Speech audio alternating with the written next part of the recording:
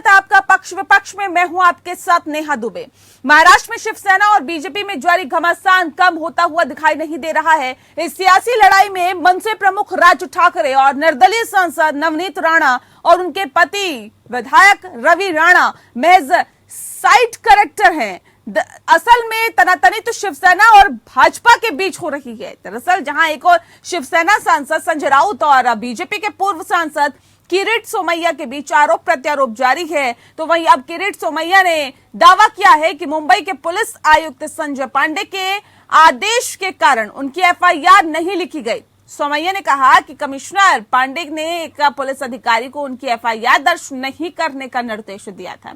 पूर्व सांसद सोमैया ने कहा कि रिपोर्ट नहीं लिखने की शिकायत को लेकर वो राज्यपाल से मिलेंगे और जरूरी हुआ तो हाईकोर्ट की शरण लेंगे।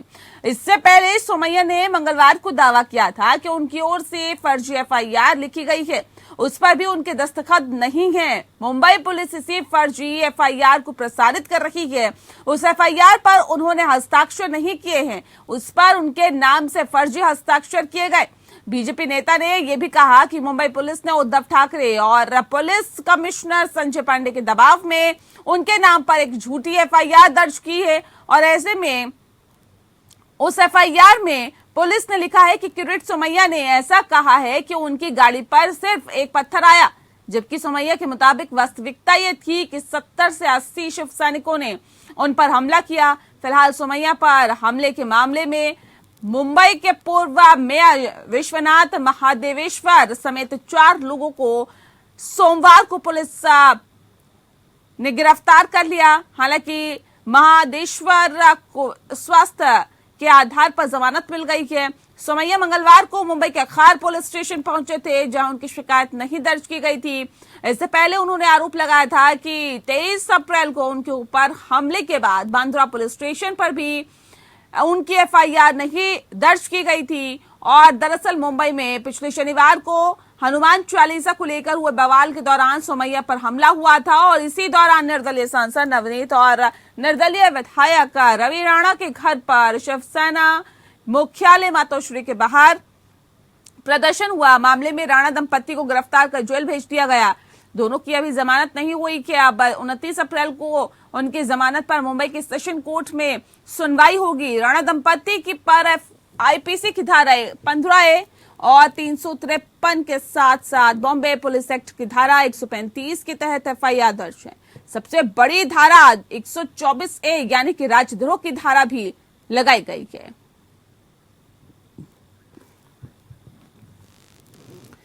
जी आपको बता दें कि भाजपा और शिवसेना के बीच सियासी घमासान लगातार जारी है और इस घमासान में दरअसल नवनीत राणा और रवि राणा दोनों जेल में हैं और अभी जमानत नहीं हुई है। किरीट सोमैया ने महाराष्ट्र सरकार पर तमाम आरोप लगाए हैं और साथ ही साथ सोमैया की एफआईआर दर्ज नहीं करने पर ये आरोप लगाया गया है। ये आरोप किरीट सोमैया ने कहा है और ये लगाया है कि देखिए मेरी जो एफआईआर है वो दर्ज नहीं की गई और साथ ही साथ ये जो पूरा मामला है वो शनिवार का था, जब किरीट सोमैया नवनीत राणा और रवि राणा से मिलने के लिए गए थे और उसके बाद जैसे बाहर आए तो शिव सैनिकों ने उन पर हमला बोल दिया, ऐसा कहना है किरीट सोमैया का। और साथ ही साथ बताया भी जा रहा है कि 70 से 80 शिव सैनिकों ने उनकी कार पर हमला किया था, ये सोमैया का कहना है। जबकि जो खबरें निकल के सामने आ रही है वो ये कि उनको ये कहा गया था कि सिर्फ एक आधा पत्थर ही उनकी गाड़ी पर आया था।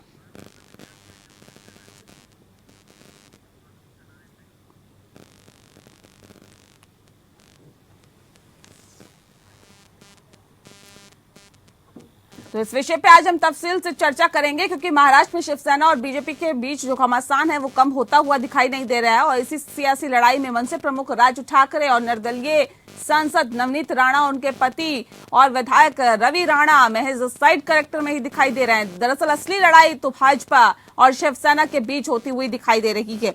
इस विषय पे आज हम तफसील से चर्चा करेंगे। खास मेहमान हमारे साथ मौजूद है, उनसे आपका परिचय करा देते हैं। गणेश खानकर जी हमारे साथ हैं, जो कि स्पोक पर्सन है भारतीय जनता पार्टी महाराष्ट्र के। बहुत स्वागत है सर आपका। साथ ही हमारे साथ किशोर खनहरे जी हैं, जो कि स्पोक पर्सन है शिवसेना के। आपका भी बहुत स्वागत है।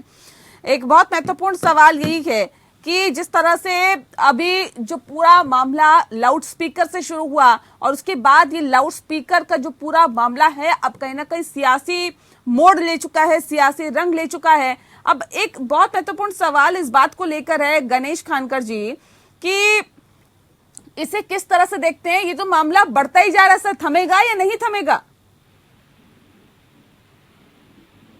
गणेश जी, चलिए किशोर जी का रुख कर लेते हैं। किशोर जी, ये पूरा मामला, क्योंकि सरकार आपकी है सर मौजूदा वक्त में, ये मामला इतना क्यों बढ़ता जा रहा है? किरीट सोमैया ये सीधे सीधे तौर पे आरोप लगा रहे हैं कि मेरी तो एफआईआर दर्ज नहीं हो रही, पुलिस मेरी सुनवाई नहीं कर रही।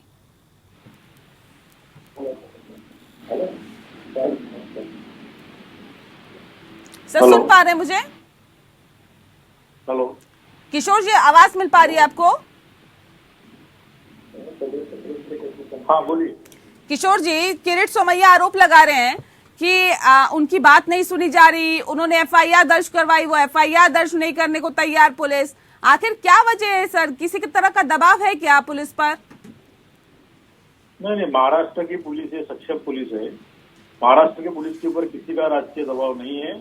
महाराष्ट्र की पुलिस जो काम कर रही है वो पूरा निष्पक्ष पद्धति से काम करती है। और मुझे लगता नहीं ऐसा कि इस मामले में पुलिस के ऊपर कोई दबाव है। पुलिस की जो वारदात जो हुई होगी उसके ऊपर पुलिस अपनी अपनी कार्रवाई बराबर कर रही है। लेकिन किरीट तो ये दावा कर रहे हैं, उनका कहना है कि मुंबई पुलिस आयुक्त संजय पांडे के आदेश के कारण उनकी एफआईआर नहीं लिखी गई। सोमैया ने कहा है कि कमिश्नर पांडे ने एक पुलिस अधिकारी को उनकी एफआईआर दर्ज नहीं करने के लिए निर्देश दिया था। हमें जितने मालूमात है, मुझे ऐसा लगता है कि इसके अंदर में कोई भी ऐसा राजकीय दबाव या कोई ऐसा कारण नहीं होगा जिसके ऊपर संजय पांडे जी ने कुछ ऐसा दबाव किया होगा। लेकिन सर ये महाराष्ट्र में क्या हो रहा है? क्या मौजूदा सरकार इस पूरे मामले को कंट्रोल करने में असमर्थ है क्या? महाराष्ट्र पुलिस का मामला है, पुलिस अपना काम कर रही है।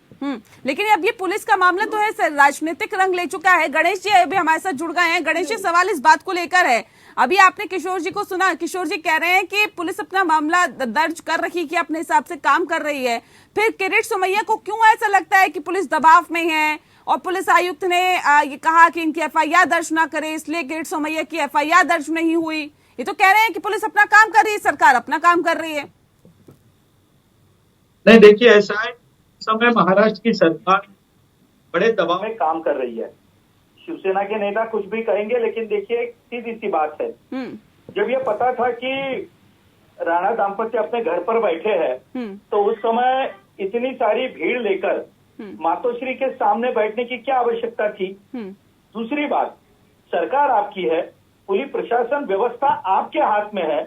ऐसे समय पर यदि पार्टी का, जिस पार्टी का मुख्यमंत्री उस प्रदेश में काम कर रहा हो, उसके समर्थक किसी दूसरे के घर पर चले जाएंगे, घर के नीचे बैठेंगे, जब पुलिस यंत्रणा वहां पर लगी है तो भाई खतरा किस बात से है? और दूसरी बात, उस समय उनके कोई समर्थक वहां पर नहीं थे, सिर्फ पति पत्नी ही थे दोनों और कोई नहीं था। तो ऐसे समय पर यदि आप अपने ही सरकार पर, अपनी ही सुरक्षा यंत्रणा पर भरोसा नहीं करेंगे, आपके पार्टी के कार्यकर्ताओं को बुलाएंगे और जमावड़ा खर्चा वहां पर जमा करके आप क्या दिखाना चाहते हैं? दूसरी बात, जब किरीट सोमैया जी वहां पे गए थे, उन्होंने पुलिस से जो बात कही, उसके बाद जिस व्यक्ति को आपने सुरक्षा दी हुई है केंद्र सरकार ने, उस पर हमला होता है, तो फिर मुझे बताइए मुंबई में सुरक्षित कौन है इस समय? ठीक है, क्या मतलब धारणा शिवसेना के नेता जो ठीक है किशोर जी, मुंबई में सुरक्षित कौन है इस वक्त सर?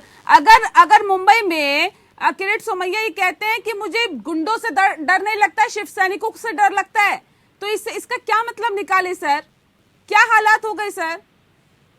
किशोर जी, ऐसा है, अब ये शिवसेना की जो स्थिति इस समय बनी है, अब मराठी में कहे तो उनकी दिमागी हालत ठीक नहीं है। अब जब सरकार ठीक तरीके से काम कर नहीं रही है, जनता के बीच में अपनी वो पैठ खो चुके हैं। ठीक है, एक सेकंड गणेश जी, ये सवाल मेरा किशोर जी से था। तो फिर यही तरीका होता है दमन का, वो शिवसेना कर रही है। ठीक है, एक सेकंड किशोर जी, आपसे सवाल था मेरा कि क्या हालात है सर? अब ये किरीट सोमैया कह रहे हैं कि ऐसे हालात बन गए हैं कि शिव सैनिक कहीं पे भी आ जाते हैं, इससे नवनीत राणा से के घर पर पहुंच गए, वहां पर धावा बोल दिया। अभी किरीट सोमैया की गाड़ी के आगे हमला कर दिया गया, गाड़ी पर हमला कर दिया गया। ये क्या हालात है सर? लॉ एंड ऑर्डर कहाँ जा रहा है महाराष्ट्र का? नहीं, महाराष्ट्र का लॉ एंड ऑर्डर बराबर है।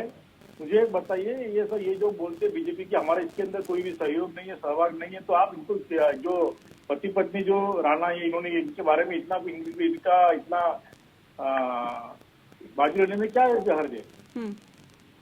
क्या समस्या है उनको?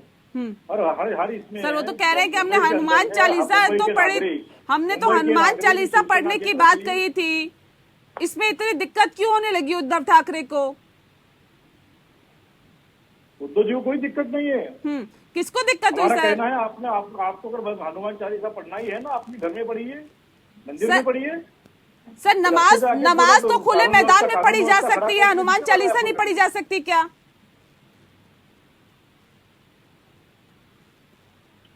नहीं पढ़ी जा सकती सर, बताइए। हेलो जी किशोर जी। हाँ बोलिए मैडम। सर नमाज जब खुले आसमान के नीचे आप पढ़ सकते हैं, सड़क पर आप पढ़ सकते हैं, मंदिर में आप मस्जिद में आप पढ़ सकते हैं, बाहर पढ़ सकते हैं मस्जिद के बाहर, तो क्या हनुमान चालीसा पढ़ने के लिए समय, तिथि, तारीख और सब जगह भी मुहैया कराई जाएगी क्या कि कहाँ पे आपको पढ़ना है? किसने मना किया? मना किसने किया? मातोश्री में पढ़ लिया तो क्या हो गया सर? और पढ़ लेती तो क्या हो जाता? ये पॉलिटिकल स्टंट करने से अच्छा, अगर आपने लॉ एंड ऑर्डर की सिचुएशन देख के काम करना चाहिए, जहाँ से पब्लिक को आप समस्या न हो। ये राजनीति हो रही है क्या इसके अंदर गणेश जी? इस पूरे मामले को राजनीति से जोड़ के देखा जा रहा है, और ये भी कहा जा रहा है कि देखिए जो भी फुटेज निकल के चौकी के सामने आई थी, ये कहते हैं कि हमें तो जी पानी तक नहीं पूछा गया, चाय तक नहीं पूछी गई, वहां पे मिनरल वाटर रखा हुआ है, वहां पे चाय आप पी रहे हैं, उसके बाद आप ये किस तरह के आरोप लगा रहे हैं गणेश जी? इससे आप अंदाजा लगा सकते हो। इसमें मैं एक बात को स्पष्ट कर देना चाहता हूँ। मातोश्री पर जाकर हनुमान चालीसा पढ़ना, ये सांसद राणा और उनके पति रवि राणा जो विधायक है, ये उनका निर्णय था। उसके साथ भारतीय जनता पार्टी को कृपा करके न जोड़ा जाए। इस देश में हनुमान चालीसा कहाँ पढ़ना है, नहीं पढ़ना है, ये मातोश्री और शिवसेना के नेता तय नहीं करने वाले हैं। ये बात मैं स्पष्ट कर देना चाहता हूँ। दूसरी बात, वे अमरावती से यहाँ आने वाले थे, क्या मुंबई में हुआ? नहीं। तो अमरावती में भी उनके घर के बाहर जो शिवसैनिक जो वहां पे थे, उन्होंने जिस तरह से दंगा किया, अब उसको क्या कहेंगे? वे खार में आए मुंबई में, वे जहां रह रहे थे उस बिल्डिंग के नीचे जिस तरह से दंगा हुआ, उसको क्या कहेंगे? अब जब ये पता है कि शिवसेना के मुख्यमंत्री मातोश्री में नहीं है, वे वर्षा पे है, और मातोश्री के बाहर वर्षों से जब बाला साहब थे तभी से वहां पे इतना भारी बंदोबस्त होता है, उसके बावजूद हजारों शिवसैनिक वहां जमते हैं, और शिवसेना के नेता संजय राउत ये कहते हैं 20 फुट जमीन के नीचे गाड़ देंगे। अब संजय राउत जी कौन से पेशे से काम करते मुझे पता नहीं है। हमारे हिंदू धर्म में ये सारे जो काम होते हैं उन्हें कोई अलग वर्ड यूज किया जाता है। अब संजय राउत कौन से पेशे से काम करते हैं ये शायद शिवसेना के नेता बता देंगे। अब जब ये सारी गतिविधियां है, इनका क्या समर्थन करेंगे शिवसेना के नेता? ठीक है किशोर जी, उलझुल बयान क्यों संजय राउत की तरफ से दिए जा रहे हैं सर? इस मामले को तो बहुत संजीदा तरीके से हैंडल करने की जरूरत है। ये उलझुल बयान देकर ये क्या साबित करने की कोशिश महाराष्ट्र सरकार की तरफ से की जा रही है किशोर जी? संजय राउत जी ने जो बोला है वो गलत नहीं है। कोई आके बोलेगा कि मातोश्री आके आप ये करेंगे, मातोश्री हमारा मंदिर है, अगर हमारे भगवान के सामने कोई आके करेगा तो उसका जवाब हम बराबर देंगे। ये शिवसेना पहले से ऐसा ही कर रही है, ऐसा कोई नया काम नहीं है। इसके पहले भी मुंबई वासियों के लिए शिवसेना ने समर्थन किया था, लोगों को वहां पर ये किया था, प्रोटेक्ट किया था। ऐसा है कि मैं शिवसेना नेताओं का अभिनंदन करना चाहता हूँ। इस समय वे एक ऐसे नेता के साथ खड़े जो एक ही साथ दो पार्टी के प्रवक्ता के रूप में काम कर रहे हैं। कभी कभी वो आप भी क्या कर रहे हो? आपकी पार्टी भी तो राणा को ये करिए, इधर बोलती है कि राणा से हमको संबंध नहीं है, और उधर आप राणा की पूरी बाजी ले रही हो। क्या संबंध है आपको राणा से?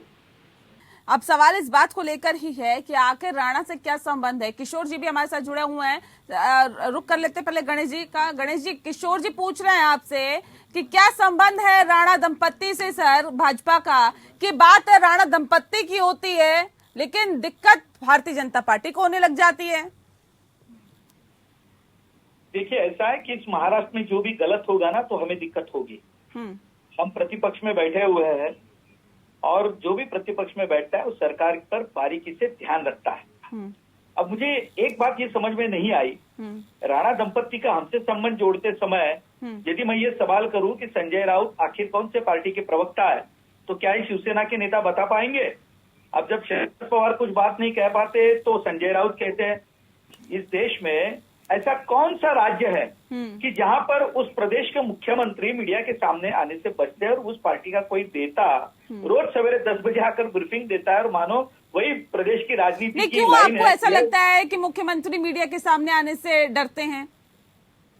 नहीं, ये आप तय कीजिए, ये केवल मेरा कहना उचित नहीं हो सकता है। कौन सा ऐसा विषय, जब मुझे ये बताइए कि भोंगे के विषय को लेकर महाराष्ट्र में इतनी बड़ी बैठक होती है, उस बैठक में वे उपस्थित नहीं थे, लेकिन 1 घंटे के बाद में किसी से मिलने के लिए वे वापस वही जहां से सह्याद्री है वहीं से केवल एक 15 मिनट की दूरी पर किसी से मिलने के लिए वो चले गए थे। ठीक है, इसमें रिएक्शन में ले लेती हूँ। किशोर जी, लाउड स्पीकर पर उसके ऊपर जो समस्या है उसको हल करने के लिए बैठक तो बुला ली जाती है, विपक्ष को भी बुला लिया जाता है, लेकिन मुख्यमंत्री की मौजूदगी उसमें नहीं रहती। हालांकि भारतीय जनता पार्टी ने भी मना कर दिया था इसी वजह से आने में। हाँ, तो मना कर दिया था, कह रहे थे मुख्यमंत्री नहीं है तो किससे बात की जाएगी? गृहमंत्री ने मीटिंग बुलाई थी, उस मीटिंग में गृहमंत्री ने सबको बुलाया था। सर वहाँ पे तो सर्वे सर्वा मुख्यमंत्री है ना सर, जो मुख्यमंत्री कहते हैं वही होता है। यही बात मैं कह रहा था कि जब निर्णय लेने की क्षमता आती है उस समय आपके नेतृत्व की कसौटी होती है। आपको सामने आना पड़ेगा, आपको मीडिया से बात करनी पड़ेगी। महाराष्ट्र के मुखिया के नाते आपकी क्या जिम्मेदारी, आप क्या सोचते हैं, ये बंगले में बैठकर नहीं होता है, सामने आकर बताना पड़ता है। हमारा भी राज था, 5 साल देवेंद्र फडणवीस के मुख्यमंत्री थे, हम किसी के कंधे पे बंदूक रख के बात नहीं करते थे, वे खुद इसका सामना करते थे नेता प्रतिपक्ष के रूप में। जब महाराष्ट्र में कोरोना हो, अकाल की समस्या पूरा महाराष्ट्र में घूम रहे थे और हमारे मुख्यमंत्री बंगले में बैठे हुए थे, शिवसेना के नेता क्या समर्थन करेंगे? इनके पास कोई जवाब नहीं है। नहीं, अब आपने कहा ठीक है, अब आपने कहा कि देखिए जहां गलत होता है भारतीय जनता पार्टी उनके साथ होती है। राणा दंपत्ति के साथ आप कह रहे गलत हो रहा है इसलिए भारतीय जनता पार्टी उनके साथ है। अब कैसे साथ है सर? किरीट सोमैया के साथ भी तो गलत हो रहा है, क्या कर रहे हैं आप लोग? आपने सवाल मुझसे पूछा? जी आपसे ही किया। तो हम आज राज्यपाल जी से मिलने के लिए गए थे, कल हम केंद्रीय गृह सचिव से मिलने गए थे। देखिए 5 साल हम सत्ता में थे, क्या शिवसेना हमारे साथ में होने के बावजूद क्या शिवसेना ने हमारा विरोध नहीं किया? वे हमारे सामने चुनाव लड़े। कांग्रेस, राष्ट्रवादी, मनसे, क्या इन्होंने हमारे खिलाफ प्रचार नहीं किया? हमारे खिलाफ कोई मोर्चे नहीं निकाले? तो क्या हमारे पार्टी के समर्थकों ने उन पर पत्थर फेंके? क्या उन्हें मोर्चे के लिए कोई परमिशन नहीं मिलती थी? सारी परमिशन ठीक है सर, लोकतंत्र है किशोर जी सभी को अपनी बातें को रखना। ठीक है, हाँ रखिए। नासिक से किसानों ने 2 बार मार्च किया मुंबई की तरफ। ये महाराष्ट्र के मुख्यमंत्री थे, हमने उनकी सारी व्यवस्था कर दी, खाने से लेकर पानी के रूप में, क्योंकि किसानों का मोर्चा था। हम घबराए नहीं क्योंकि हम सही थे। ये शिवसेना में आज यदि अपनी नीतिमत्ता बचती, चलिए अब ये बताइए करने के लिए ठीक है, आप लोग आज राज्यपाल से मिले, आप लोग राज्यपाल से आज मिले, राज्यपाल से मुलाकात के दौरान क्या कुछ बात हुई? क्या समस्या का समाधान होगा? राज्यपाल क्या करेंगे आगे? देखिए ऐसा है कि जब राजनीति में हम काम कर रहे, जनतंत्र में काम कर रहे तो जनतंत्र का पालन करना चाहिए। ठीक है, हम कल केंद्रीय गृह सचिव से मिले, आज हम राज्यपाल से मिले। जो जनतंत्र में करना चाहिए विरोधी पार्टी के नेता के रूप में वे हमारे नेता कर रहे हैं। और सीधी बात है, महाराष्ट्र के घटनात्मक प्रमुख कौन होते हैं? तो राज्यपाल होते हैं। हम राज्यपाल जी से मिलने के लिए गए, सारा ब्यौरा उनको बताया, आगे का काम वो करेंगे। लेकिन यहाँ तो सर शिव सैनिक का घर के अंदर घुस के भी हमला कर रहे हैं, वहां पर किरीट सोमैया की गाड़ी पर हमला कर दिया। सर ये कैसे महाराष्ट्र में जिया जाएगा और कैसे भारतीय जनता पार्टी के जो नेता हैं वो पुरजोर तरीके से जनता की आवाज को उठा पाएंगे? अगर उठाएंगे तो आप लोगों की आवाज दबा देंगे शिव सैनिक। देखिए ऐसा है, किसी भ्रम में शिवसेना न रहे। हम चर्चा में बैठे हैं, अपने वाणी को मैं मर्यादित रूप से आज ये कहना चाहता हूँ कि शिवसेना के नेता इस भ्रम में न रहे कि वे सरकार में बैठे हैं तो वो कुछ भी करेंगे और जनता सह लेगी। ये ध्यान में रखिए कि जो सत्ता पर बैठता है वो सत्ता का यदि मान नहीं रखेगा तो कभी ना कभी जनता उसे उखाड़ फेंकती है। ठीक है, अच्छा ये बताइए कि राज ठाकरे को मोहरा बनाकर भारतीय जनता पार्टी चाल चलने की कोशिश कर रही है क्या, या हिंदुत्व को आगे बढ़ाकर या उनके लाउड स्पीकर जैसे बयान को और ज्यादा तूल दिलवाकर एक हिंदुत्व का चेहरा उभारने की कोशिश कर रही है, या शिवसेना को रिप्लेस करने की कोशिश आप लोगों की तरफ से की जा रही है क्या? क्योंकि नितिन गडकरी भी मुलाकात कर चुके हैं, कई और नेता भी वहां पर पहुंचे मुलाकात करने के लिए राज ठाकरे के साथ, तो क्या उसके मायने निकाले सर? क्या चल रहा है अंदर, क्या खिचड़ी पक रही है? ऐसा है कि आप जिसे खिचड़ी कह रहे हैं ना, वो खिचड़ी नहीं पक रही है। राजनीति की भाषा में कहूँ तो सिर्फ दाल पक रही है। मैं इसीलिए ये जिम्मेदारी के साथ कह रहा हूँ, राज ठाकरे जी नए घर में रहने के लिए गए हैं। देखिए, राजनीति में एक दूसरे पर आरोप करना ये गलत नहीं है, आप आरोप करिए, लेकिन थोड़ी सी जगह बच के रखिए कि कभी साथ में आना पड़े तो एक दूसरे से हम बात करेंगे। संजय राउत और शिवसेना इस बात को भूल चुकी है। वे नए घर में रहने के लिए गए, वो नेताओं को बुलाते हैं, मित्रता के रूप में लोग मिलने जाते हैं। अब इसमें क्या गलत है? अब उद्धव ठाकरे भाई के नाते नहीं जा रहे, तो साथ तो में हम आने वाले भविष्य में से साथ भी देख सकते हैं कि हम भारतीय जनता पार्टी के राजू ठाकरे। मैं आपका एक बात का जवाब देना चाहता हूँ। जी रखिए। भारतीय जनता पार्टी ये अपने सिद्धांतों पे, विचारों पे चलती है। हम जब 2 सांसदों पे थे, हम तभी भी अपने विचारों पे कायम थे, तब भी हमारा हिंदुत्व था, तब शिवसेना अपने भूमिका में थी और तब मनसे का जन्म भी नहीं हुआ था। मनसे की जन्म की तिथि है 2005। चलिए सर, और इसलिए उनके हिंदुत्व से हमारे हिंदुत्व को आप मत जोड़िए। हमारा हिंदुत्व ये त्याग कर आधारित है, उनका हिंदुत्व राजनीतिक हो सकता कितना है, किसमें कितना हिंदुत्व बचा है, कौन राष्ट्रवाद का मुद्दा ज्यादा उठाता है या फिर कौन राष्ट्रवाद दिल से चाहता है, सर ये तो जनता तय करेगी, जनता को तय करना है। हम और आप तो इस पे बात कर सकते हैं, बहस कर सकते हैं, बाकी सब चीजें जनता पे छोड़ देते हैं। बहुत शुक्रिया आप दोनों मेहमानों का हमारे साथ इस खास चर्चा में शामिल होने के लिए। पक्ष विपक्ष में इतना ही, नमस्कार।